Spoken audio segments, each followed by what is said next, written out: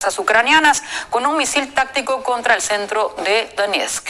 El bombardeo, como recordarán, fue perpetrado este lunes contra una zona residencial de esta localidad, donde, según las autoridades, no hubo ninguna instalación militar. El ataque se saldó con 21 fallecidos y decenas de heridos entre los civiles. Desde el Ministerio de Exteriores de Rusia calificaron la publicación de la estampa como un ejemplo de especial cinismo que no debería pasar desapercibido. Moscú ironizó que la foto debería resultar demasiado llamativa como para no usarla y lamentaron que a los periodistas italianos no les importe que estuvieran comentando una falsificación. Sin embargo, el redactor jefe del periódico consideró injustas las acusaciones sobre desinformación. Y no se trata de un único ejemplo de fake news de este calibre en la prensa occidental. El periódico alemán Bild publicó una nota según la cual el ministro de Exteriores ruso, Sergei Lavrov, supuestamente habría emprendido un viaje a Pekín la jornada anterior. No obstante, el rotativo asegura que el presidente había ordenado al ministro que regresara. De allí que surgieran rumores de que habría sido China quien no quiso recibir al canciller en realidad. Desde el Ministerio de Relaciones Exteriores ruso comentaron que Lavrov trabajó hasta tarde ese día y por la mañana comenzó los preparativos para las negociaciones con sus colegas de Medio Oriente en Moscú y de hecho presenció una serie de eventos en la capital rusa tal y como estaba programado. El Banco Central de Estados Unidos prevé elevar la tasa de interés en 1/4 punto porcentual.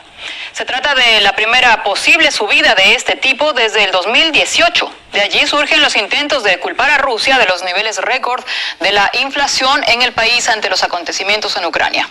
En busca de reforzar estas acusaciones, los altos cargos de la Casa Blanca se reunieron con blogueros influyentes de TikTok. Vamos a ver los polémicos frutos de este encuentro junto a nuestra compañera María Starostina, que está acá con nosotros. A ver qué se quiere lograr con los TikTokers. Pues vamos a verlo. Hola María Isabel, hola a todos.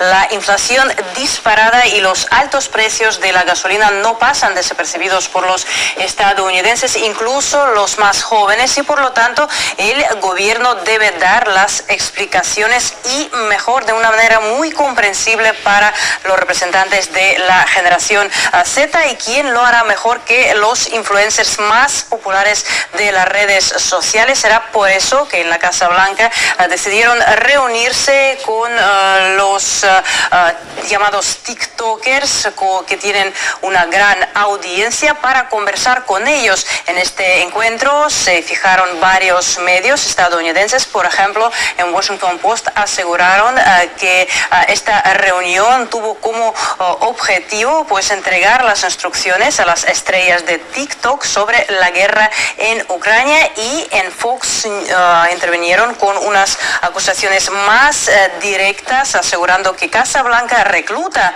a los influencers para culpar a Putin del aumento del precio de la gasolina. Pero ¿quiénes son estas personas a las que invitaron a la Casa Blanca? Podemos ver que se trata de los jóvenes con una gran audiencia en las redes sociales. Por ejemplo, Khalil Green no está sorprendido con el hecho de que el gobierno quiera cooperar con las personas como él. En su opinión, que compartió con los medios locales, los representantes de su generación reciben toda la información en TikTok, y es lógico que pues los llamados centennials le hagan más caso a una tal Victoria Hamlet de 23 años que a un presentador de alguna cadena de televisión. Y también es muy curioso que algunos TikTokers prácticamente se especializaron en difundir las noticias sobre el conflicto armado entre Rusia y Ucrania, como por ejemplo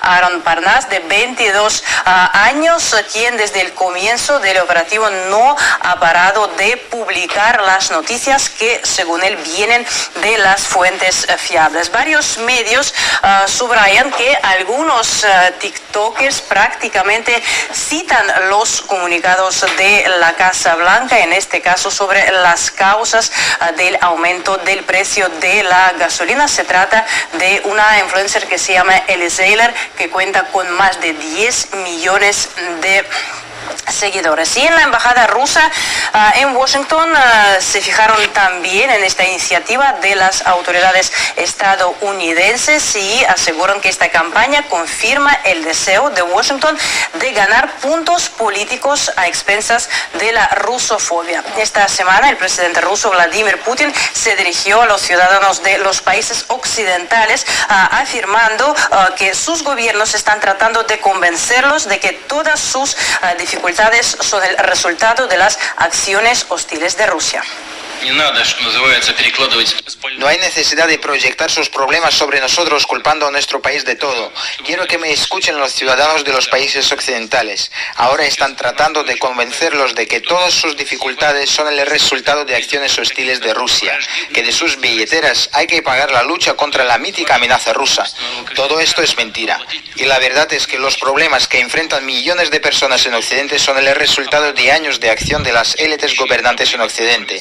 Sus errores, su miopía y sus ambiciones. Estas élites no piensan en cómo mejorar la vida de sus ciudadanos, están obsesionadas con sus propios intereses egoístas y ganancias extraordinarias.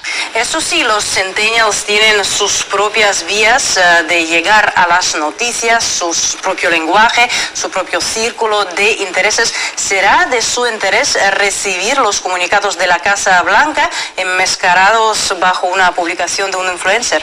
Claro, y supongo que sabrán muy bien quién es Stepan Bandera o dónde queda el Donbass. Muchas gracias por este análisis, María. Por su parte, el analista político Rubén Gisbert califica de preocupante que Estados Unidos se posicione como un país democrático recurriendo a este tipo de técnicas. Asimismo, denuncia que gran parte de la comunidad que se dedica a generar información en Occidente no tiene ninguna comprensión de la situación real en Ucrania. Lo que es preocupante es que un país que es una democracia plena, como es Estados Unidos, acuda a este tipo de técnicas. Desde luego, los países como España, Italia, Portugal, donde no hay una democracia, donde hay un estado de partidos o una oligarquía, sí que es más habitual que los divulgadores, o bueno, tradicionalmente los medios de comunicación, pero que los divulgadores que quieren prosperar se acerquen a uno de los oligarcas políticos para tener su beneplácito y poder beneficiarse, ¿no?, de lo que conlleva apoyar a esa facción del Estado.